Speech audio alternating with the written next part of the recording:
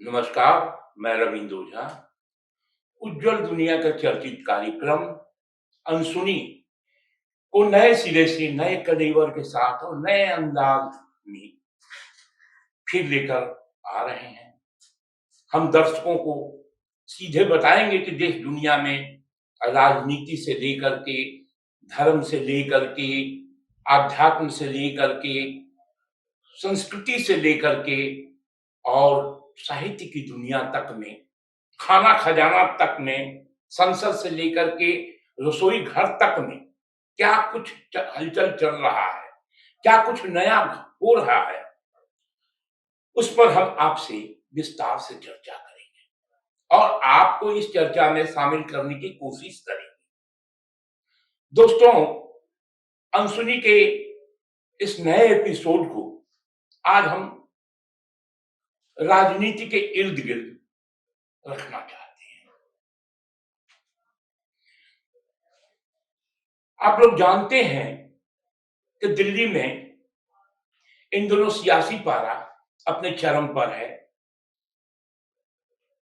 और उसके केंद्र बिंदु में दिल्ली के मुख्यमंत्री अरविंद केजरीवाल हैं, जिनको ईडी ने पिछले दिनों शराब घोटाले के सूत्रधार के रूप में चिन्हित करते हुए गिरफ्तार किया। अभी वो जेल में है। गिरफ्तारी से बचने के लिए केजरीवाल ने बहुत सारी पैंतरेबाजी की। ईडी के कई समन को ठुकराया। ईडी के समन के खिलाफ अदालत गए। ईडी को लेकर के सियासी मंचों से केंद्र सरकार और उसकी जांच एजेंसियों की तगड़ी घेराबंदी की और आरोप लगाया कि विपक्ष ही आखिरकार ईडी और सीबीआई के निशाने पर क्यों आए। फिलहाल केजरीवाल ईडी की गिरफ्त में है और कोर्ट से लेकर के जनता के बीच कहीं उनकी बात सुनी नहीं जा रही है। कोर्ट तो उनकी सारी दलीलों को सिरे से खारिज कर रहा है। वो कह रहे हैं कि मेरा इससे कोई लेना देना नहीं, मुझे साजिश के तहत शराब घोटाले में फंसाया गया है।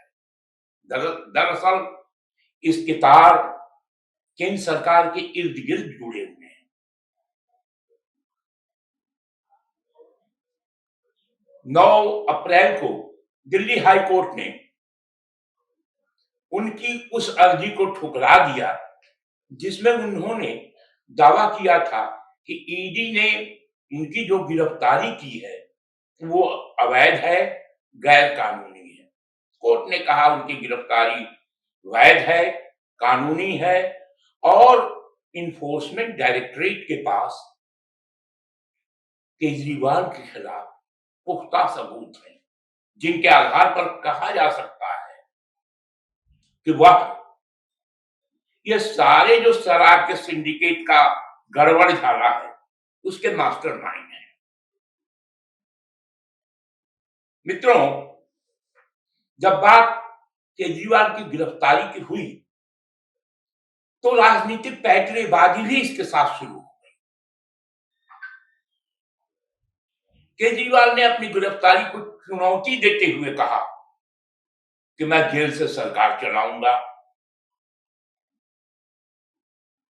और मोदी सरकार की जन विरोधी, संविधान विरोधी और जांच एजेंसियों को विपक्षी नेताओं के खिलाफ इस्तेमाल करने की साजिश को बेनकाब करें। अब केजरीवाल के भविष्य को लेकर के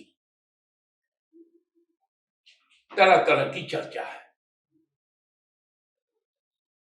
जैसे ही ईडी ने उनको दबोचा, वो सुप्रीम कोर्ट गए, सुप्रीम कोर्ट ने कहा आप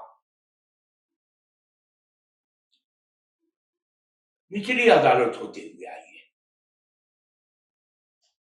दिल्ली हाई कोर्ट में उन्होंने अपनी गिरफ्तारी को चुनौती दी, दिल्ली हाई कोर्ट ने उनकी अर्जी खारिज कर दी। आम आदमी पार्टी के मंत्री सौरभ भारद्वाज ने कहा कि अब हम सुप्रीम कोर्ट जाएंगे, वहां से हमें न्याय मिलेगा। बात कोर्ट कचहरी की चलती रहेगी, न्याय की अपनी प्रक्रिया है, पक्ष और विपक्ष अपनी अपनी दलीलों के साथ अदालत के समक्ष पेश होंगे। लेकिन लोकसभा चुनाव के मद्देनजर जो सियासी सवाल खड़े हुए हैं, उन पर जनता से लेकर के और राजनीतिक विशेषज्ञों के बीच गहन चर्चा चल रही है। अब केजरीवाल का क्या होगा, आम आदमी पार्टी का क्या होगा, क्या जेल से दिल्ली सरकार चलेगी, क्या दिल्ली के एलजी जेल से सरकार चलाने को लेकर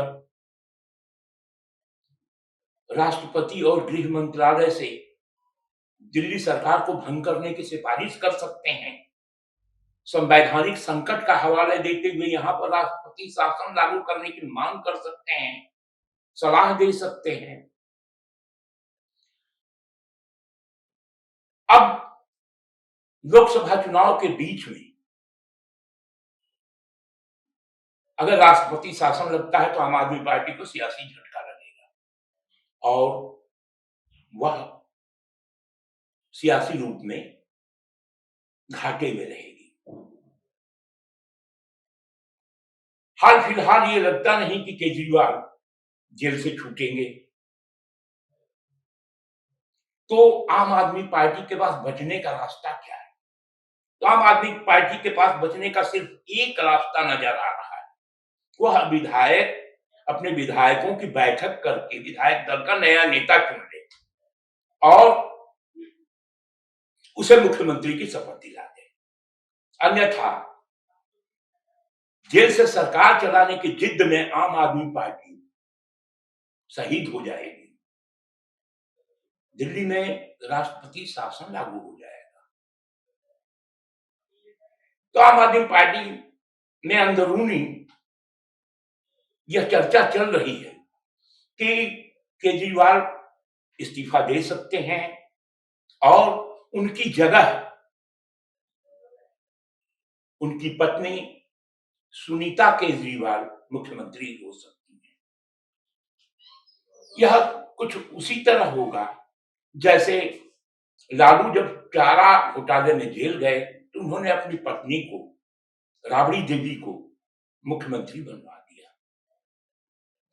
अब गेंद केजरीवाल के हाथ में है, अब गेंद आम आदमी पार्टी के पाले में है, क्योंकि दिल्ली के उपराज्यपाल ने सिफारिश कर दी है कि दिल्ली में संवैधानिक संकट है, मुख्यमंत्री जेल में है, सरकार का कामकाज ठप पड़ा हुआ है, यहां राष्ट्रपति शासन लगाया जाना चाहिए। अब आम आदमी पार्टी को तय करना है कि वह राष्ट्रपति शासन लगवाएगी या सुनीता केजरीवाल या किसी अन्य नेता को अपना मुख्यमंत्री चुनेगी और दिल्ली की सरकार को बचाएगी। इस तरह के बड़े सवाल हैं जिन पर हम समय समय पर चर्चा करते रहेंगे।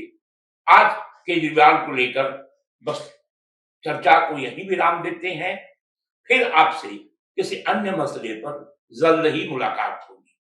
नमस्कार।